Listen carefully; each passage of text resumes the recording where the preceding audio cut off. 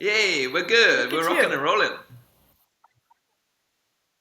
That's funny. I've been here. I don't think you knew I was here. Rapido, rapido. You're looking magnificent. Wow. I just got back to Florida after midnight last night, so it doesn't take much for me to just like recognize that I'm solar powered. And it's like, oh yeah, yep, here How we go. interesting. Because this is the mood that I'm in just now. And there's a daylight saving time and all sorts. And over the last couple of weeks, I feel as if I need to. I just want to sleep. Yeah, yeah, I can't. Winter hurts my feelings. Mm. Is, I need sunshine. And I got it. how's the sunshine over? Is it New Hampshire that you were for 6 days? Yeah, oh, I was just there for 3 days. Well, so so it's never worth me telling anyone my travel schedule because I can't keep up and I wouldn't expect anyone else to, but I was north for about 72 hours. And then I just came back here last night and then I'll be here for just over a week. Then I'll go back to New Hampshire, blah blah blah, and then I will serve UPW in Newark, New Jersey, and then I'll drive back down to Florida for Wow, the living your season. best nomadic life. You really inspired me from the conversation we had last week, having that goal in mind that you wanted to have a vacationing holiday work. I love that. Working vacation. That's my lifestyle, the working vacation. I had a few thoughts to a few questions that was loitering over last week. I think of you a lot. Oh, Kevin, I love that. And I want to know what's going on with your intimate relationship. We're not avoiding this again. Go ahead. What was the question I wanted to ask? Is I was curious when you were a child, what your aspirations were, because it seems as if you've had a meandering life, and what 10 years ago it sounds as if that there was some sort of intention that happened. I'm just curious where kind of the origin story of Emily was. Huh, that's interesting. I always wanted to be a teacher and I always thought I'd have a bunch of kids, but I don't have children. But I always wanted to be a teacher. But you know what it was? It was the office supplies. I love I love office supplies. No, I that's what I started off when I finished university. I had a in the United States, you have to have a teaching certificate granted by the state. So whatever state you're in, you're certified in, but that doesn't mean you can teach in other states. Like it is a ridiculously broken system. But anyway, I graduated with a teaching certificate and then taught abroad for years. So then I came back and continued to teach. But yeah, I Okay, definitely so wanted to you're be a kind of teacher. doing the same thing. You're still doing it. Your calling has Oh been yeah. consistent throughout. And then the fun part is, right, so I'm 49 years old. And when I started coaching 10 years ago, so at 39, I mean, not that age really matters, but I had enough work experience to know what I loved and didn't love and wanted more of and wanted less of, and the people that I enjoyed working with and the people I didn't. And so when I started coaching, I just pulled my favorite elements of every job I've ever had. And so it's like I prefer to do, even though I'm a pack animal, I prefer to work alone because otherwise I do all the work because I like what I like and how I like it. So I don't think I'm particularly fun to work with when I get an idea the way I want it in my mind. Uh, and then I wanted to affect positive change. I wanted to improve the collective consciousness of the planet. I wanted to be able to travel. I wanted public speaking and teaching and meeting new people and new faces and new places and all that kind of stuff. So I feel like after however long that is in the work world, 30 years of being an employee, you know what you do and what you don't want, and that's how all of this came about. It's just Hmm. being Can intentional you about think what I of a love. particular like character in your story that made you think teaching? Oh wow! All of my teachers. I've had back to back to back to back to back to back to back to back to back from preschool through graduate school. I had the best humans who were my teachers, and it was awesome. One more question before we dive into something else, so that it doesn't sound like I'm interrogating you.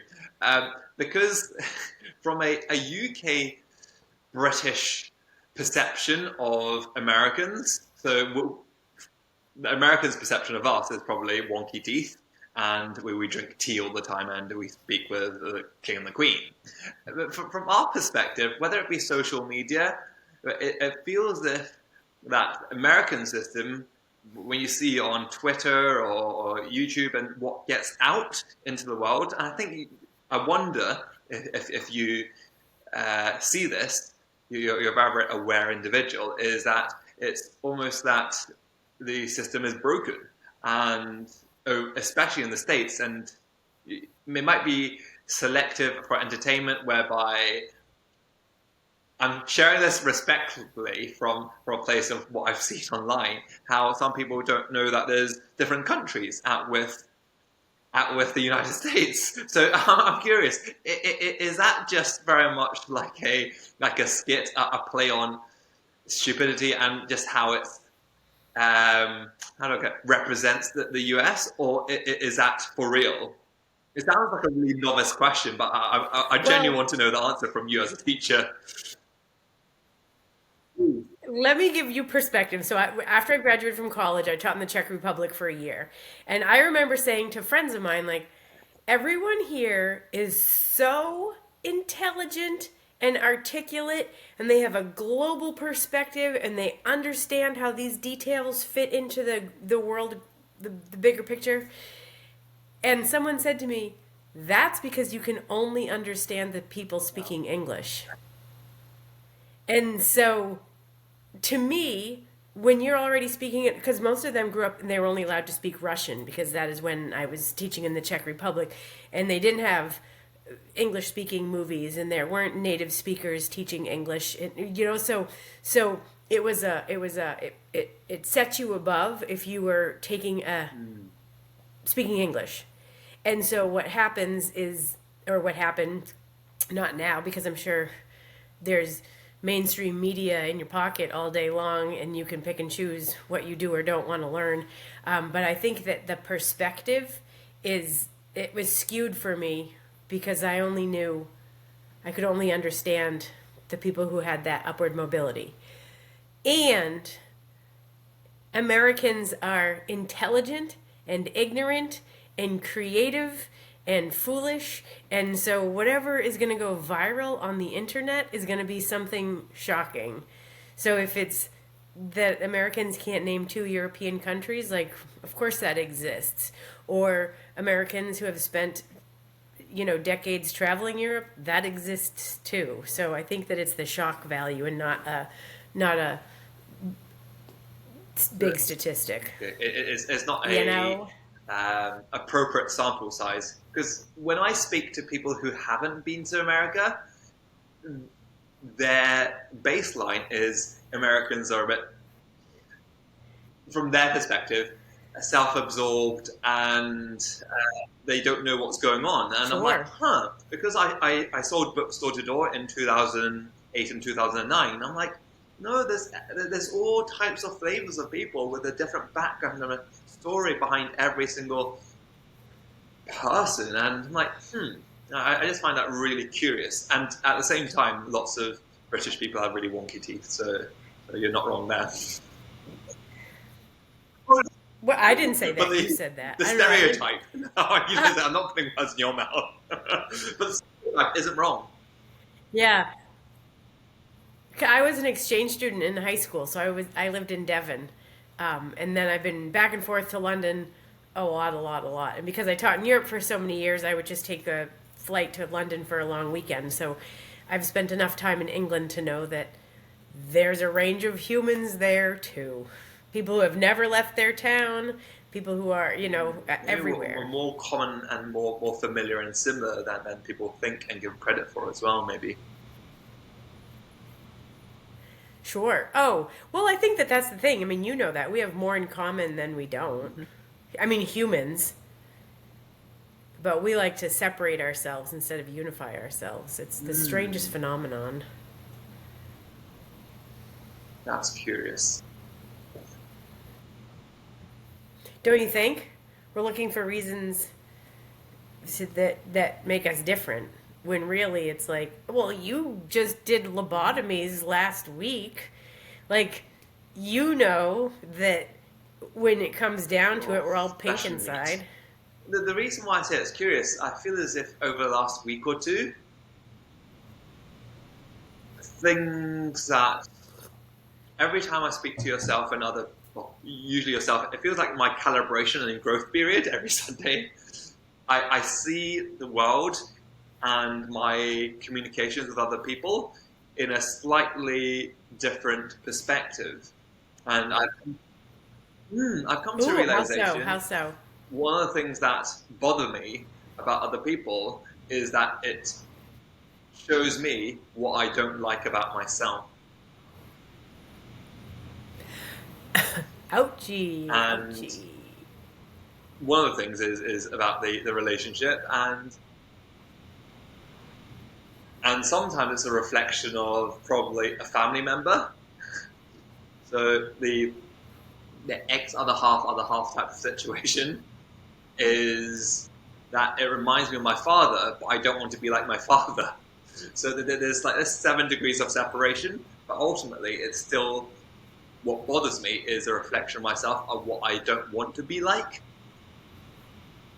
and that in itself is unifying.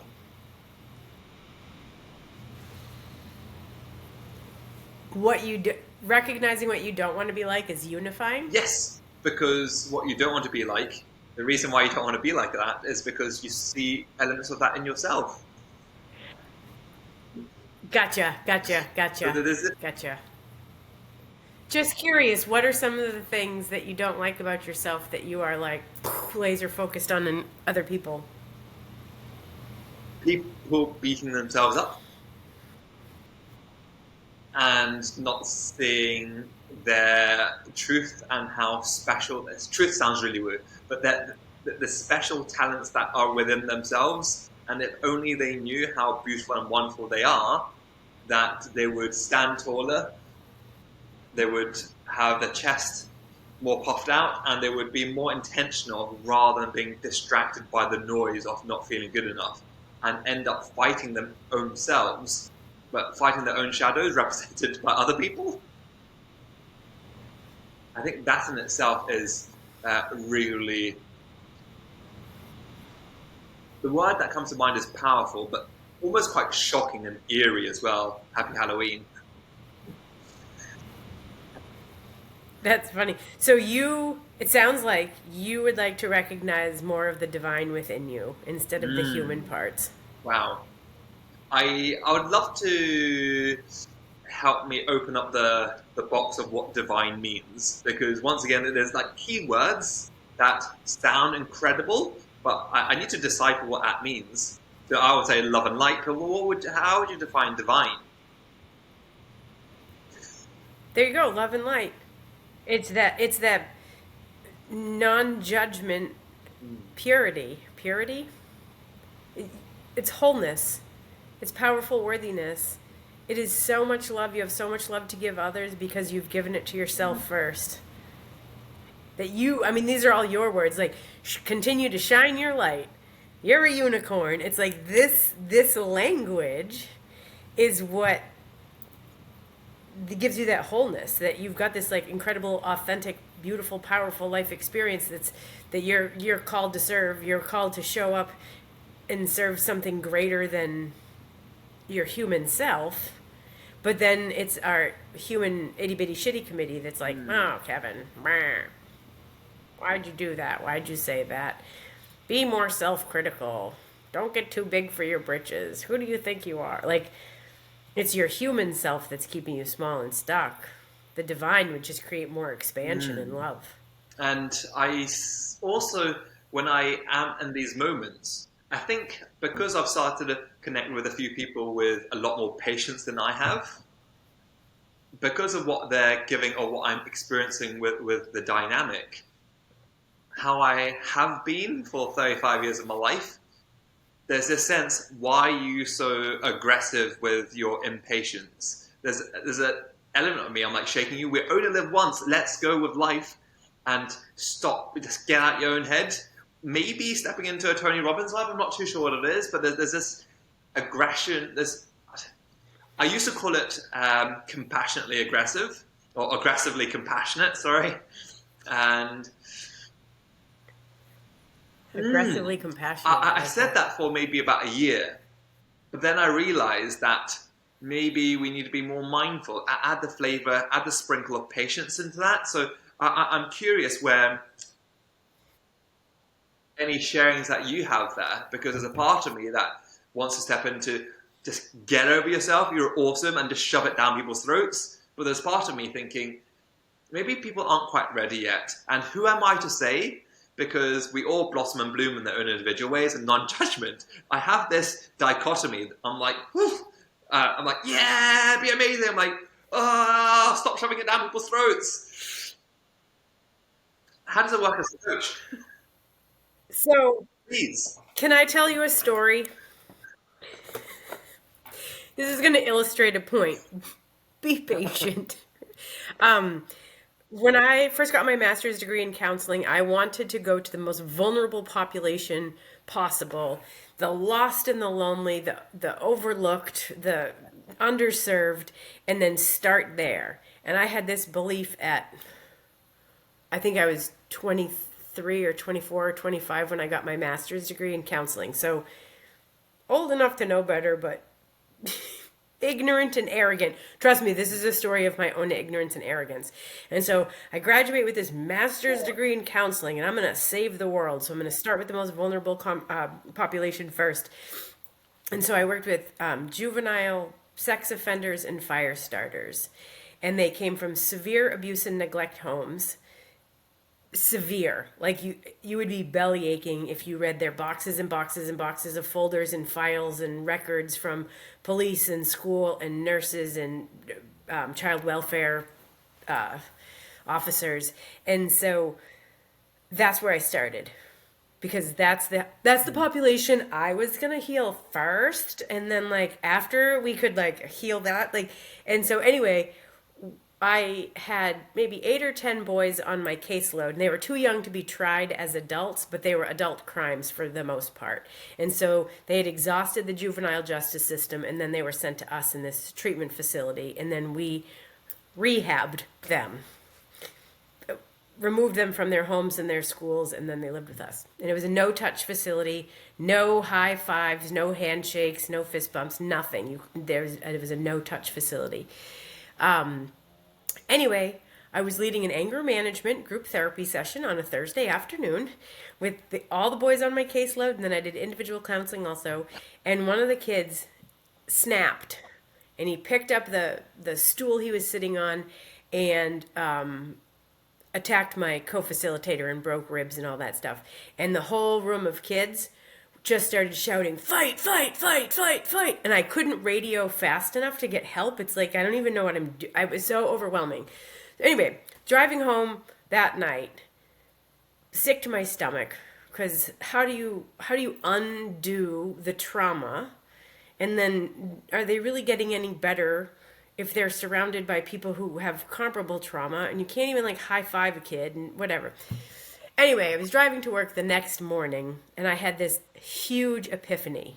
Like the thing you would see in movies. Like the skies opened, the angels started singing, and this voice from within, right, your higher self, that's that voice. Emily, your job is not to heal the world. Your job is to love the world. And it changed everything.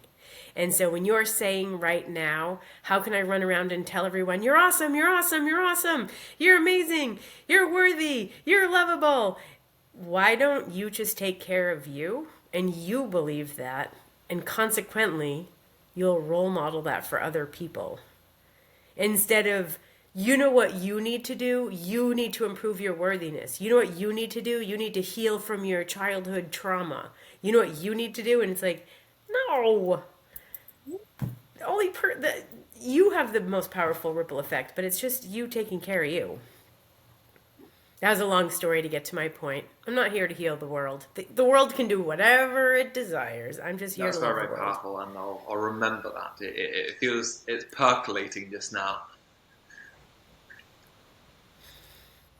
And maybe it's a condescending story to be like, I learned when the skies opened and the angels were singing, Kevin.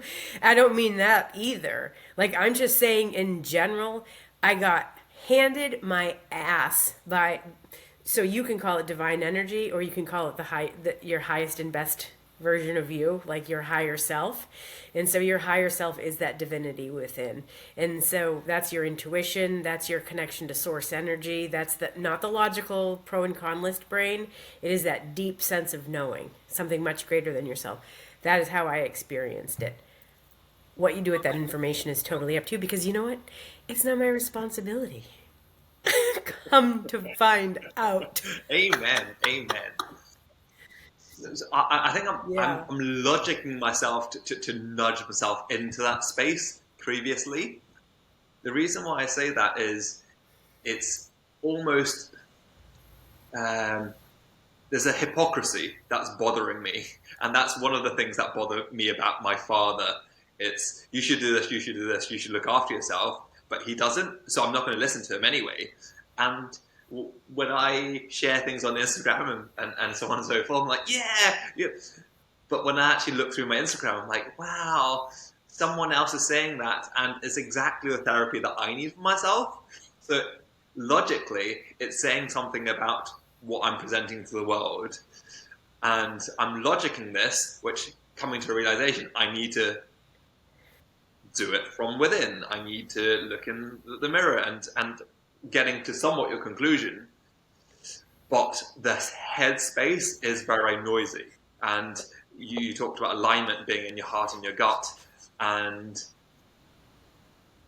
thank you. So another one of my favorite one-liners of all time is, "Here, take my advice. I'm not using it." And so if your dad is telling you what to do, it's like, okay, here, take my advice. I'm not using it. It's like we all know what to do. It's the follow through. None of us are short on answers or Well, resources. we've heard it before. It's all within. Mm. But that's the fun stuff, because it's like when you discover that, it's like, oh, so I guess I know the problem all along. Got it. I wonder what you do, and you don't need to reveal all your secrets or your sharings just now because we're just going to you with. You mentioned sharing love. And after UPW, after chatting with yourself and another human being, I've come to a realization that you can't actually receive love until you feel as if you are worthy and able to.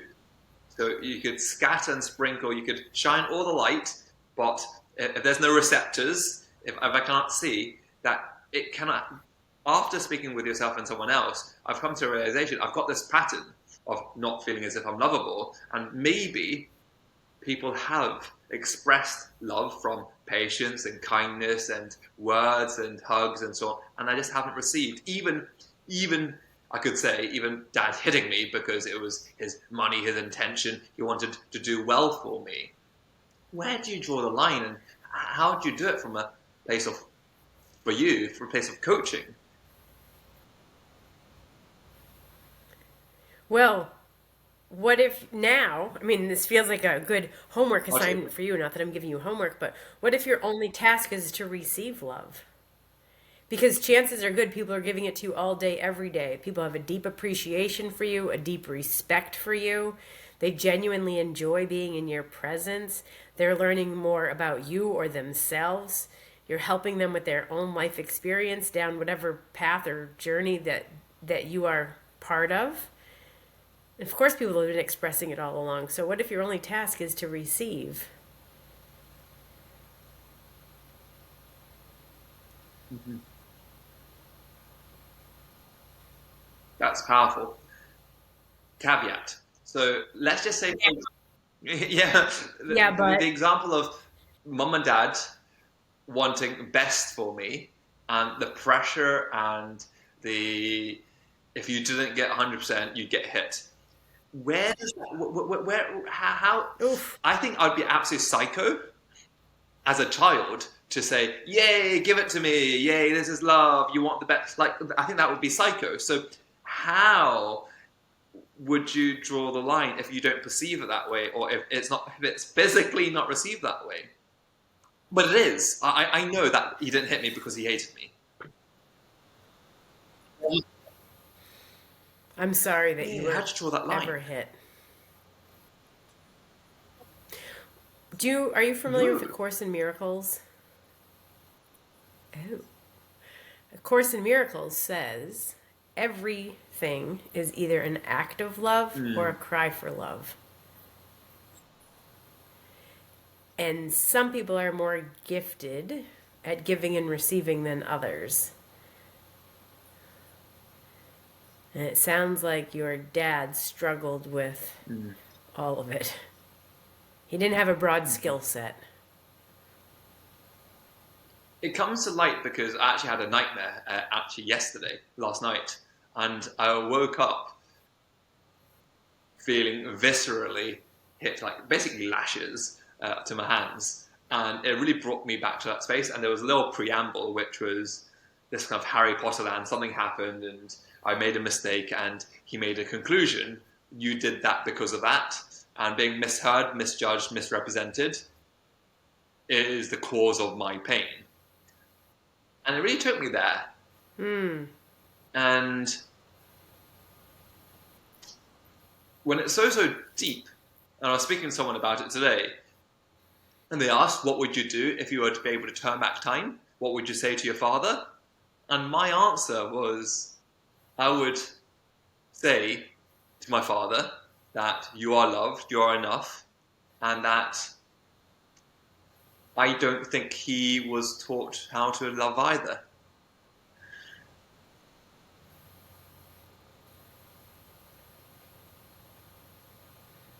Hmm.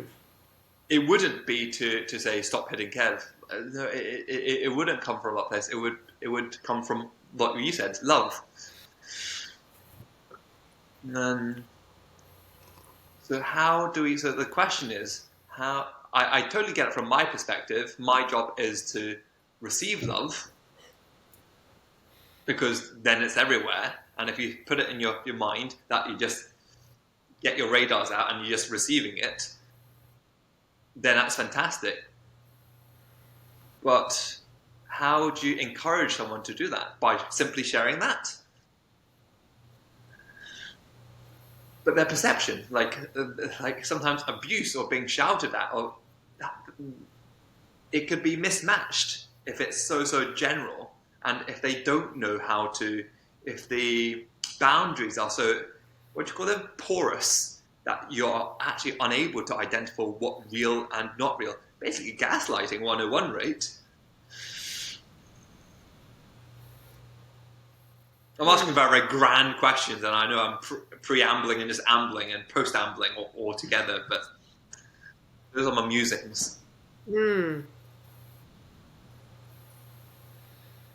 That's that's hard, right? I mean, it's child abuse. That is a misuse of power. It is it is mean. It's not. It's it's hard to justify it, I guess, to be like, oh well, he was doing the best he could with the resources he had in the moment. Even if that was the best he could do, you don't want to be dismissive about child abuse. That's horrible. And then the conversation would be, um, back in the days. I'm not like 60, by the way, but then you think of like corporal punishment. And did the teachers do that when you're slightly, ever so slightly wiser than I am? Would you back in the days were they any like ruler slapping or anything? I I think they were, yeah, not in public school, but maybe in Catholic school. I don't know because so I started kindergarten in 1980, and I think maybe the 80s was the last hoorah of shaming small people publicly in an academic institution. Like, I'm not sure. I mean, some of the stuff was crazy. I remember our PE teacher, our physical education teacher, if a kid was in trouble, he had to put a penny on his nose and then hold his nose to the wall for like the whole class period. And you knew if he moved his head because the penny would fall. And it's like, that wouldn't fly. That shit would go viral. There would be a letter writing campaign. There would be, like the union would get involved. I mean, like and so, but that was the thing. Where do you draw a line? Yeah. Thoughts and musings, eh? Is there any particular? Sorry, on you go. But On you go. I was just gonna say that the human motivation, we're either seeking pleasure or avoiding pain. Hmm. That's it. Human motivation is based right there, seeking pleasure or avoiding pain. And so, if you think about the context of your dad when you were a child and he was punishing you, Hmm. I don't think he was seeking pleasure. He was avoiding pain in a way that he didn't want to see you suffer or struggle. He wanted you to be perfect so that you could get the job, make the money, provide for them, whatever. I mean, all the things that you've Totally. said.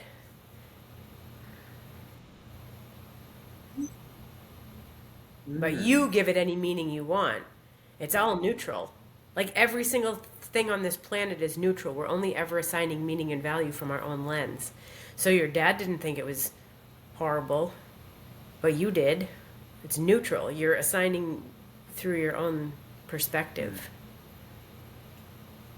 Right? Surely there'll be some visceral, bodily, physiological things that says, "Ow, that's hurty."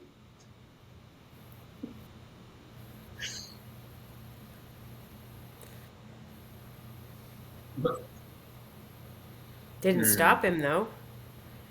Hmm. I'm fascinated with storytelling. I really am, and I think with this, hmm, you say something along the lines of like humans are the only animals that are free will. I want to ask you this Free will and question: choice. do you feel as if there's a caveat to that, which is something to do with enlightenment? Sounds like a really profound word, but like a certain age or consciousness that you come to that realization.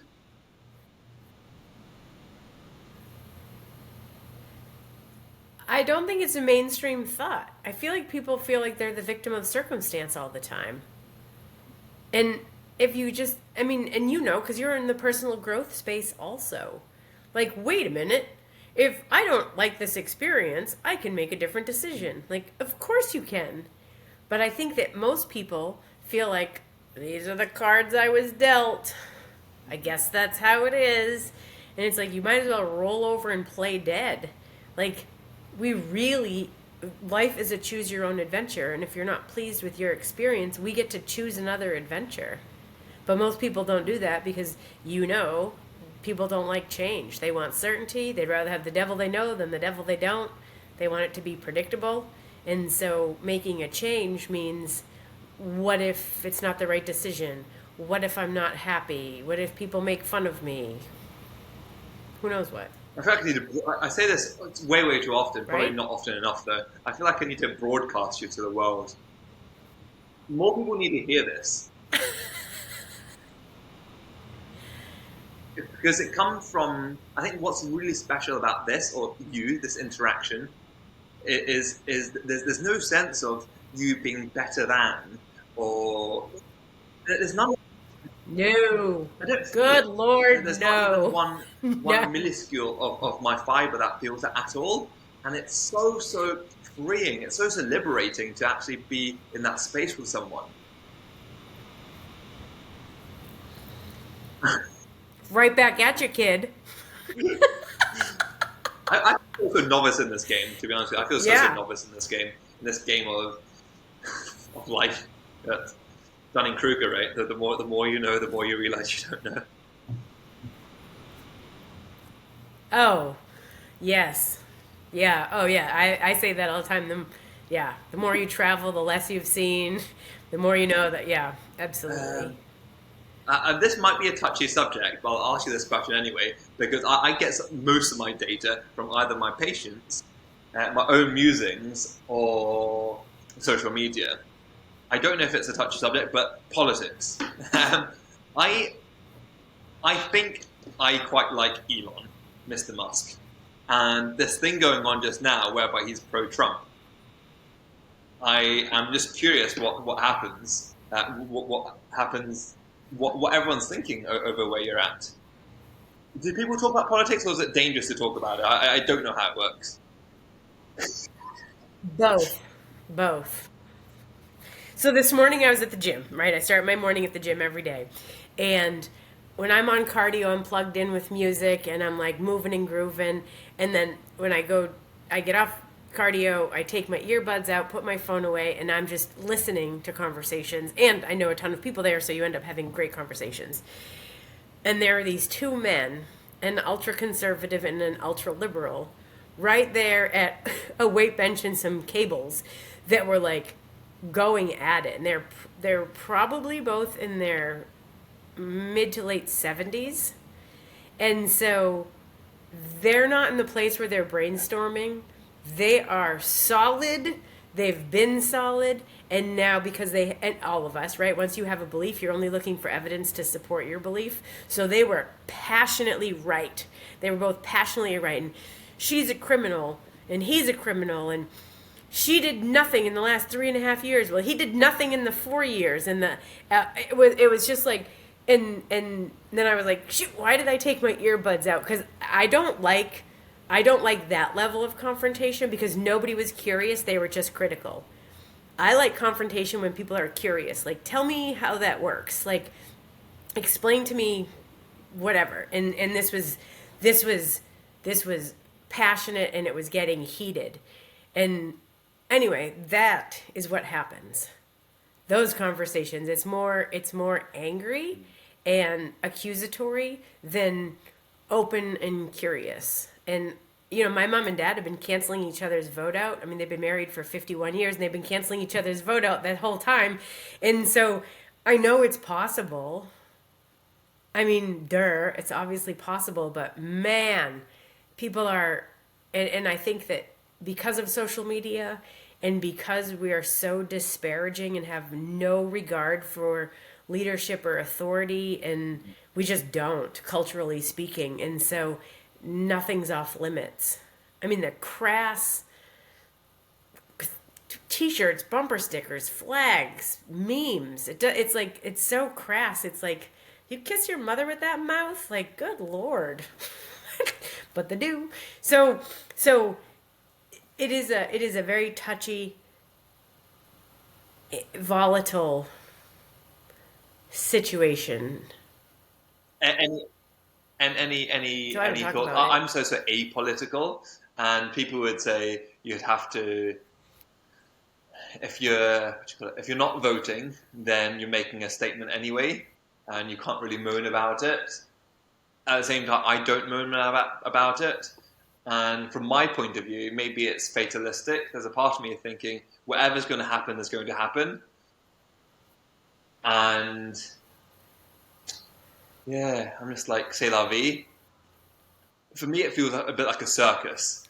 And it might jar people for me to say that. I vote for whatever takes my fancy. Like, oh, look, they're into... What really kind of broke my consciousness with all of this, apparently, maybe I'm just really naive, is that they can say whatever they want, they can win your vote, and they can do whatever they want. Right? Is that the same over where you're at? As soon as I realised that, I'm like, what's even the point? Surely someone should have a rule, which is what's in your constitution, what's in your, what do you call it, your plan of action, you have to fulfill it, or else you should be punished. That makes more sense, or you'd be held accountable. Or else you're just literally playing a game, and then you can do whatever you want when you get... It's like a popularity contest, and then you can do whatever you want. You're the boss, you're the kingpin afterwards. So am I being really fatalistic and really like You know what? C'est la vie. Am I not taking responsibility as a citizen of the world? I don't know because I I wonder this all the time. Like, where can we affect the most positive change? Is it at the ballot box? Is it being kind to your neighbors? Is it starting a new company or nonprofit? Like, I don't know where humans can affect the most change, and I think that that's the better question. That from a global perspective. But I don't know. I mean, is it irresponsible? I don't know because now, at least in the U.S., it's a Mm. reality TV show, and it's so embarrassing. Like, it's only like this is why you suck, and it's like really like I don't even know what anyone stands for. I just know what they hate about the other person, and it's and then we don't respect authority, and it's like, well, you're role modeling how you want to be treated. It's reassuring for me. It's validating for me to feel as if I'm not just an oddball because I think I feel not too dissimilar to you, which is I've done some charity work in the past and you get paid like £20 an hour. This was like 15, 20 years ago. And I saw it as many things are a front, and I think many things are a distraction. It's just a noise. And I think if we should, as MJ would say, if you need to change anything, just change yourself, and then there'll be a ripple effect. And that's all you can control. And everything else is just the sitcom, the drama, the entertainment, the circus. Like, and it goes round, and it's on the TV, and then you're just a part of it. So I'm checking out. I'm pretty well. I'm mainstream, but I'm on the periphery of the mainstream. So it's hard to. There's so many things we don't even know what we don't even know. But now it's just become a personality war, and it's like I'm not quite sure if that's really what we should be voting for. But anyway, it's something that is uncomfortable to talk about, and it's uncomfortable in mixed company. Some people like to stir the pot or poke the bear, and it's like, that's even more bizarre to me. Unless it's going to be like a thoughtful conversation, but just to prove your rightness is a little disconcerting. Absolutely, absolutely. Um, Maybe touch base with your retreat. Well, I have to say something. I want to Mm. reflect on something. It was an absolute game changer last week when you mentioned this concept of what if people. I didn't want it to be the Kev show, but what if people were just paying money and wanted to be a part of it, having tickets to do? It's changed my life, and it sounds really. Wait, say it again. What was the The conversation? context Because it will was come back to me. Oh, the Kev show. The Kev show. sometimes Yeah. or often, Yes. Yes. Yes. Yes. I am cautious about sharing my story. I've noticed myself reflecting on it that I speak really quickly. I cut out a lot of the girth and the flavor and the vibrance and the resolution of it just to go quickly, get the key points and full stop, period. And you've really helped open this idea that maybe I do matter and that my stories, my presence, and owning and expanding your presence. If it's from a place of good, just own it and be stable and concrete and rooted in who you are and genuinely a game changer. These are, I've shared this with you before, that on my deathbed, when my life flashes before my eyes, I'll probably just reflect on the last 4 or 5 sessions we had together.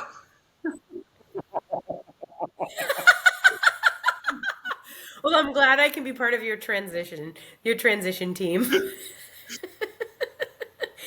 That's awesome. That's awesome. Thank you. Thanks.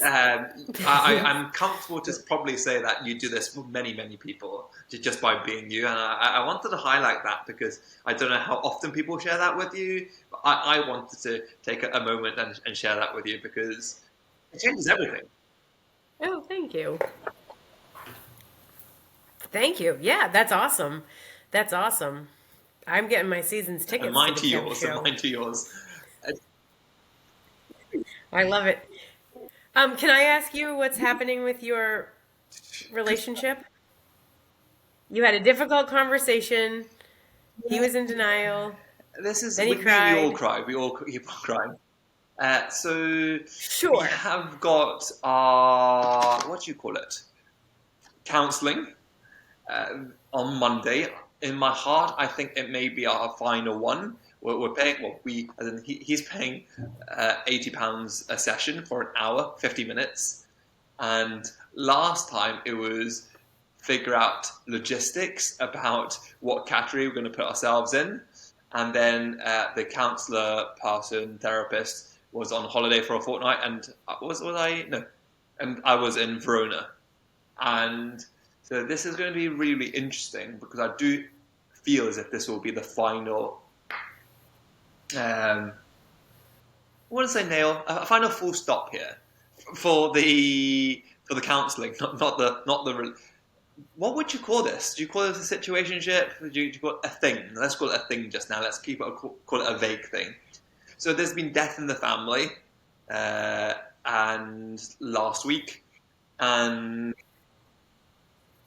Figuratively, literally it was symbolically, or literally? his sister, 53, Oh. Oh my gosh, that's cancer horrible. and brain tumor, brain cancer. It was breast cancer to spine, and then spine to brain, and it was going on for about 4 years. And then he did deep dive into exploring and learning about cancer as well. And there's lots of reflections, such as like the big pharma and how chemotherapy, radiotherapy may not necessarily be the be all and end all and the real thing. Studies show that the improvement is negligible, really, and the survival rate is relatively negligible. That on average, people live maybe 2 or 3 months longer after treatment. So that was really interesting. Back to the point. Had a nice, healthy walk with him, catching up with his father as well, and death is an equalizer.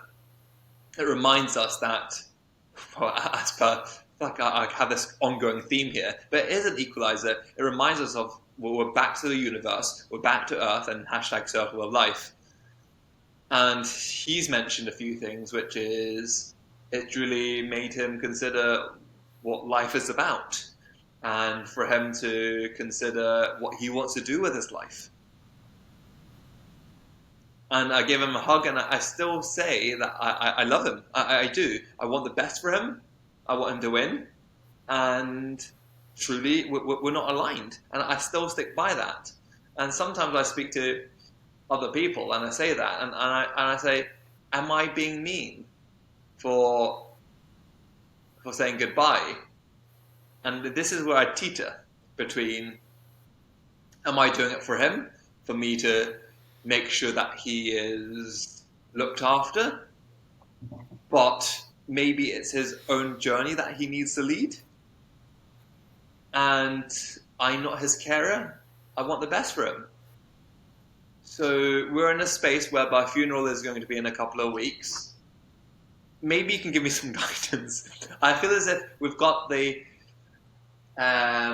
relational aspect coming to a quite a firm line drawn, quite like a marker pen line drawn. But now it's into logistics, like the actual logistics now, which is we've got a house, and it's a really nice house, and it's got 3 rooms. We're staying in different rooms.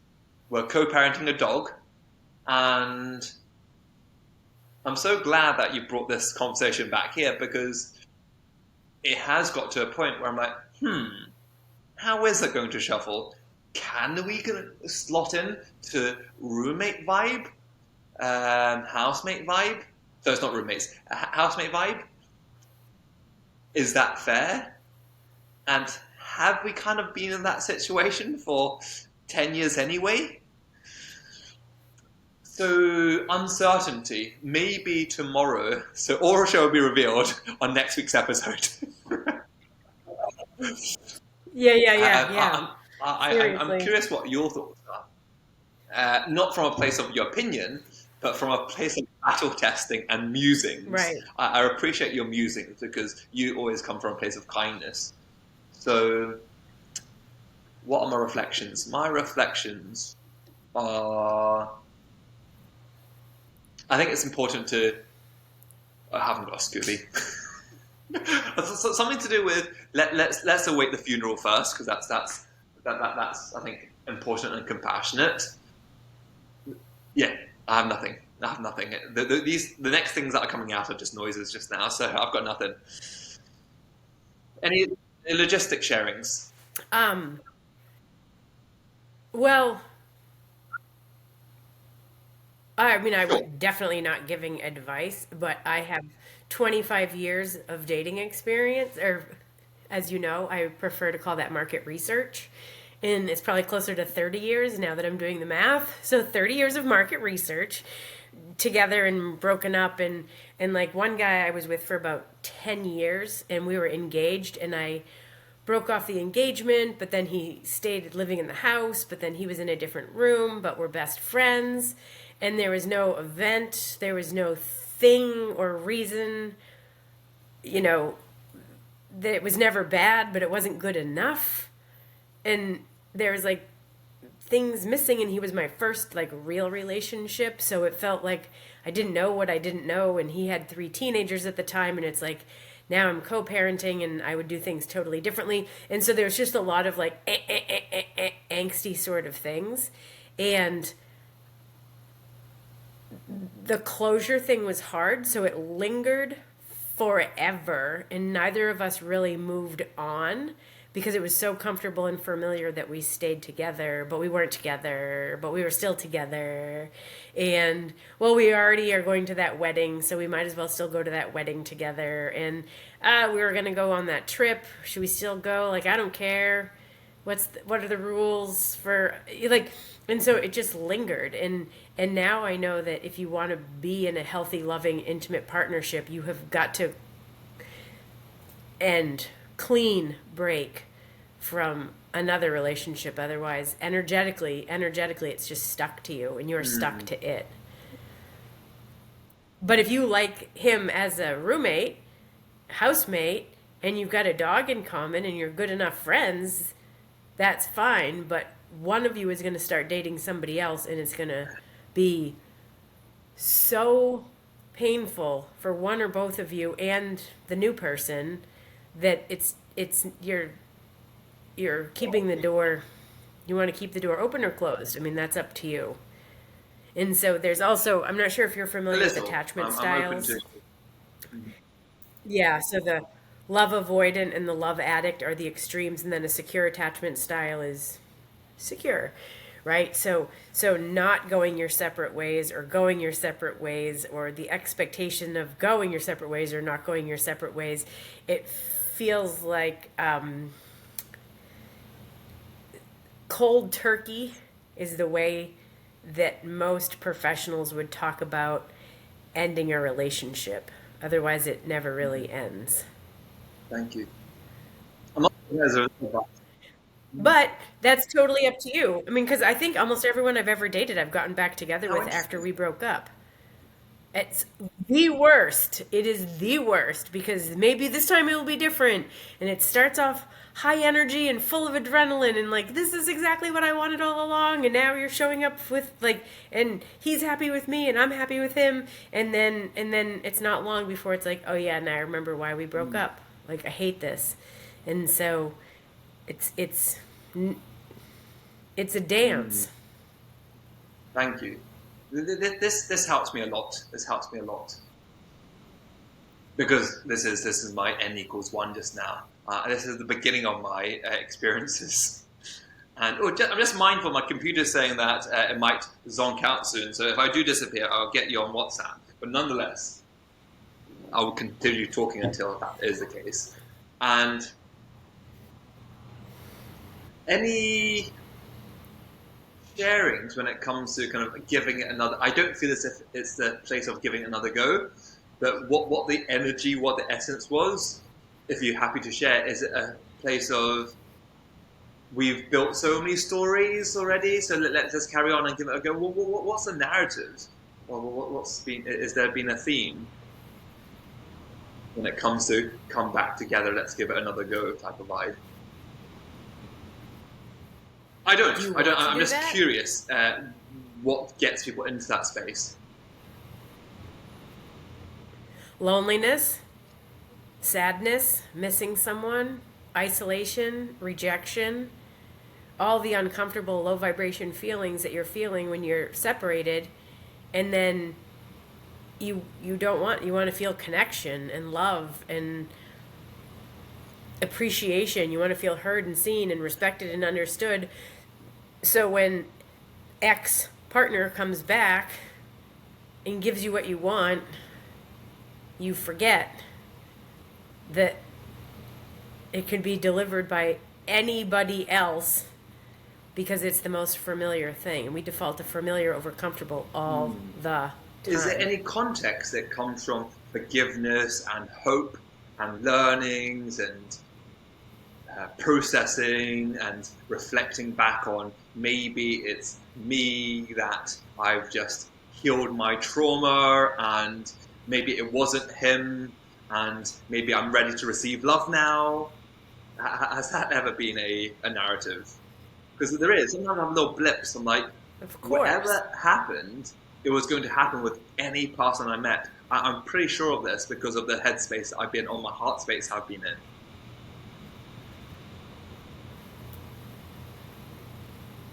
Yeah, sure. Any of that. Could be Like anything. all of it, any of it. Maybe this time it will be different. I mean, those are famous last words. um, But we all have a baseline, right? Like you know each other's baseline. You that's know each true. other's Yeah, emotional that. home. And so even if it gets elevated with the threat of you leaving and then the enthusiasm or curiosity or sense of adventure gets elevated in the short term, you're like hopeful, like, oh yes, this is what I wanted. And then it's like you just go back to your That's baseline. very, very powerful because I have glimpses of like, okay, he's a kind guy, but it always go back to alignment. I haven't considered the baseline thing because if we do blip back into that, I'm like, that's the reason. This makes sense. I'm getting more and more clarity as every day comes on. Like, this is the reason why we're not aligned. This is the reason why we're not aligned. This is the reason why it kind of doesn't work. So it really this helps brilliantly. And then I'm curious about the next phase. I feel like you're my mother or something. And the next phase would be: do you, as I'm using, not a question for your asking for your opinion, but do you lick your wounds and find yourself for the next 2 or 3 years, or work towards your purpose and see like how does one get back in? Do I even want to get back into the market? Is the question.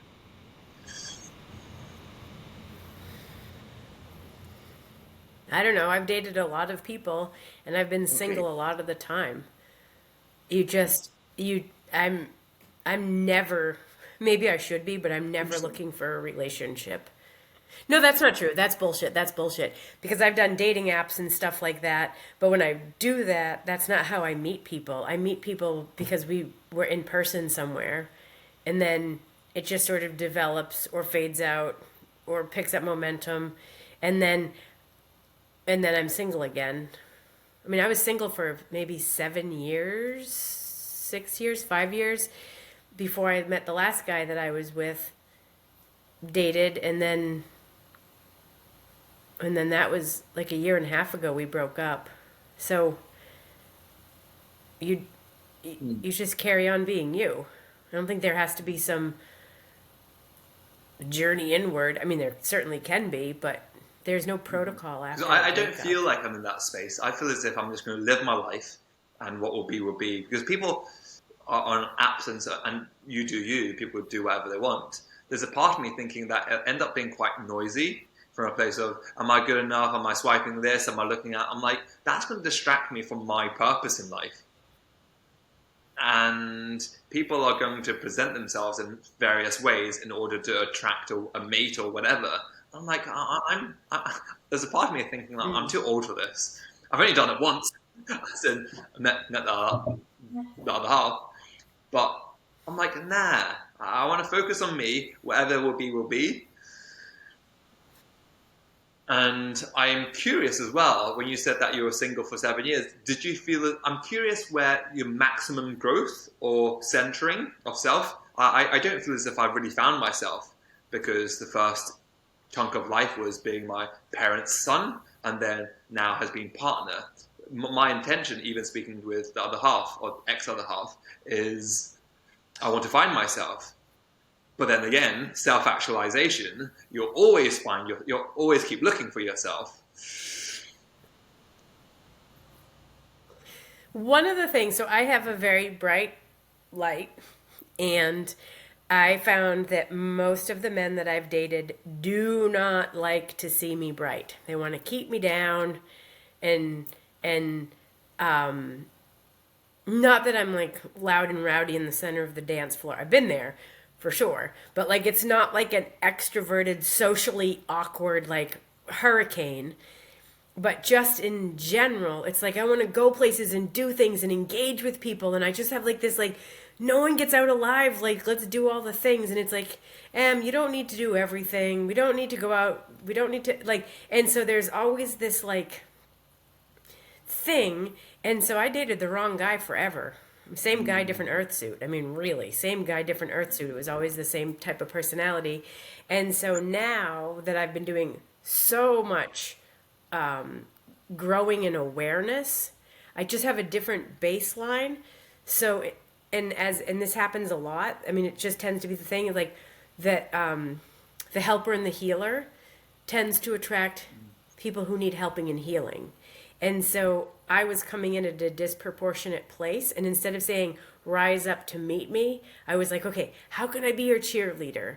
How can I get you, like, improve self worth? How can I introduce you to new things? And which is, again, it's super arrogant, but there's this personality of that sensitive helper and healer that if you're a giver, you tend to attract a taker. This is so much about attachment styles, right? As a love avoidant, I tend to attract love addicts. And they are charismatic and charming and generous and fun and funny, and there's tons of chemistry. And then when their buzz wears off, they move on, and then you know what I mean? Or if I feel like I don't need, oh, I think you disappeared. Oh, you're you're frozen.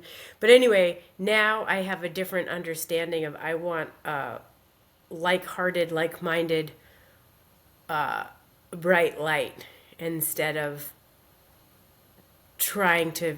I don't want to be a case manager. I don't want a project. I want a partner. And I feel like a lot of that was.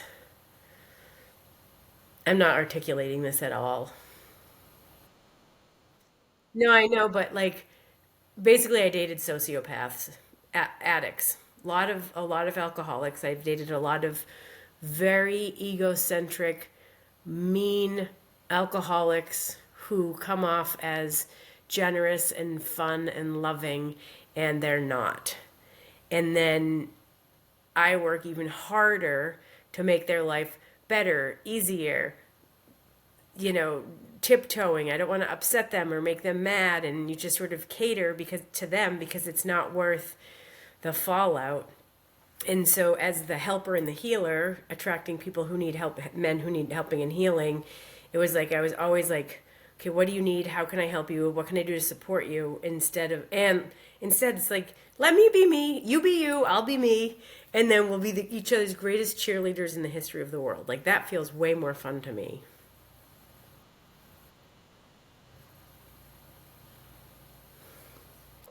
You're still frozen. No, your face is frozen.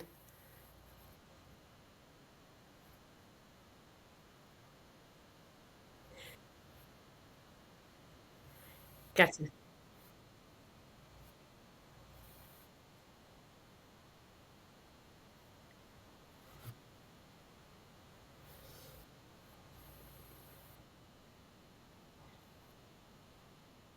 I share this intimate vulnerability with, and I really appreciate Mm, that because you start to see patterns of things that I could see myself falling into and doing it again and again and again for the next 10, yes. 15, 20 years or a lifetime. Or more.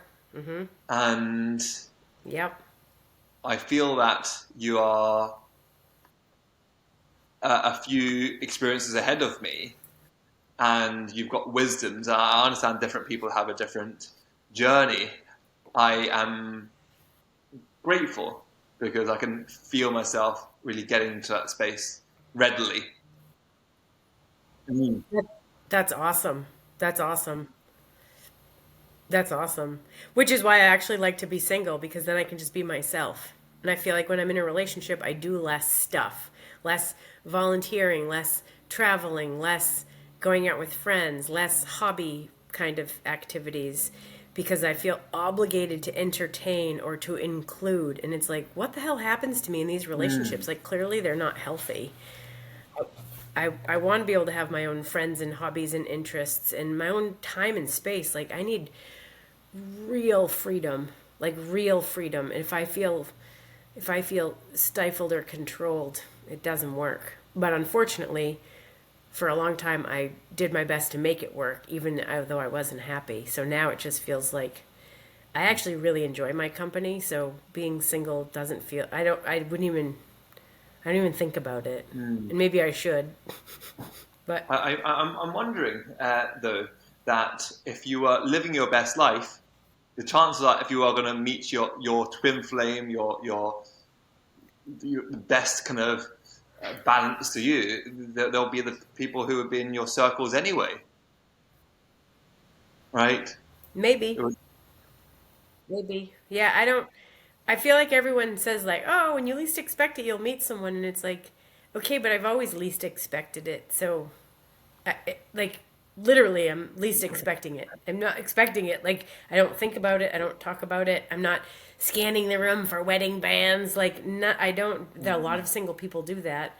And so it's like, I'm just sort of doing my own thing and I'm probably oblivious to social cues because I'm not looking Yeah, for them. you're a really beautiful light. I have to kind of reiterate that. And Thank you. Thanks. Yeah. Yeah, and again, when I think about being in a relationship, it immediately exhausts me because it's so much work, which only tells me I haven't mhm, met the right person. mhm, mhm. Yeah, and we can deep dive another time because we've had this conversation. I don't know if I told you that Yeah. with the current situation that I'm in, we've explored surrogacy, for example, and having a child and all sorts as well.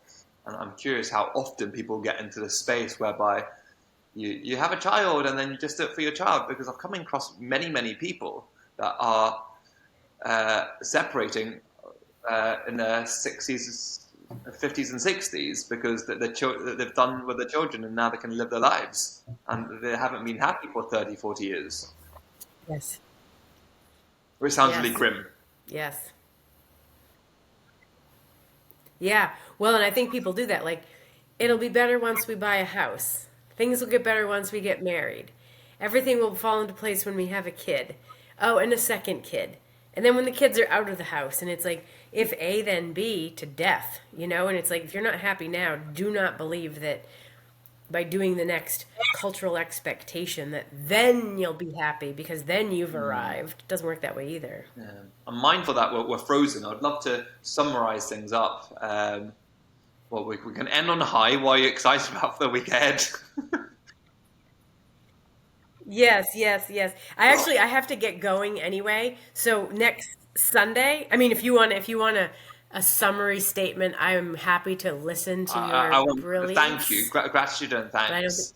Uh, it never like there's sometimes I think of I do wonder if there's anything we get stuck with having conversations and we flow so readily and we share so kindly. So I thank you and I wish you a wonderful week ahead.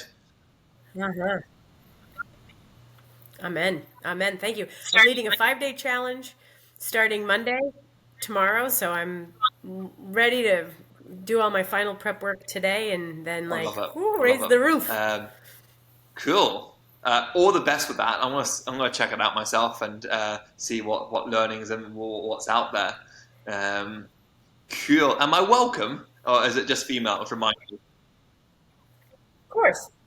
Oh no, nope. Anyone is welcome. I did Facebook ads to women because it's easier to define your audience in those ways.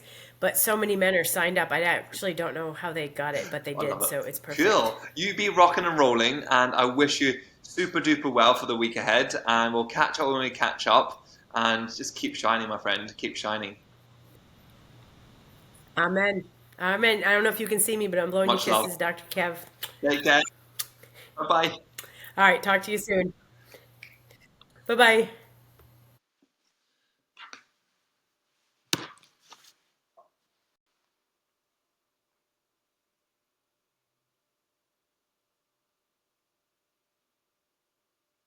Hey, you know I'm here, right?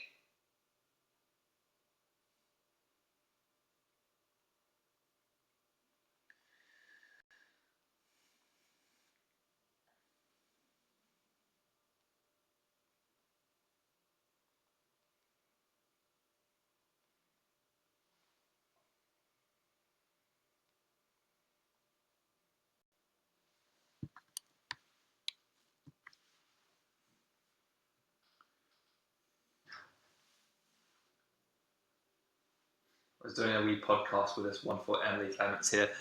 Check her out. If anyone who's wanted to get into the coaching space and empowering other people and being that supporter cheerleader for others and help being a guide, check her out. She's doing a 5-day challenge. It's free, gratis. Check it out. You won't regret it. I can promise you that. I don't promise much. I'm Dr. Kev, the syringe psychologist, the founder of House of Ikigai, and yeah, sometimes, especially during the winter months,